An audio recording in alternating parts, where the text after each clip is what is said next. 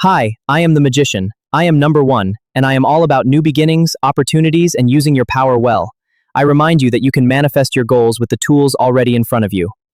My cup, pentacle, sword, and wand are the four suits of tarot. My baton represents authority and mastery. The infinity symbol shows infinite power and knowledge, and my snake belt can mean letting go and moving into the next phase. When I show up upright, I can mean manifesting, planning, power, mastery, and achieving goals. I can also mean visualization, new skills, self-confidence, stepping into your magic, and directing your energy toward what you want. When I show up reversed, I can point to abusing power, laziness, blaming others, blocked energy, weakness, selfishness, or lack of confidence. I remind you to notice where your power is not being used well. Ask yourself this: are you stepping into your magic or holding yourself back? Are you using your power for good?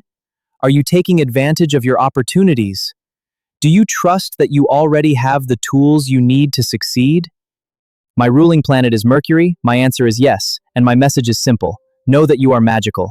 Trust your skills, use your power with love, and direct your energy toward what you truly want to create.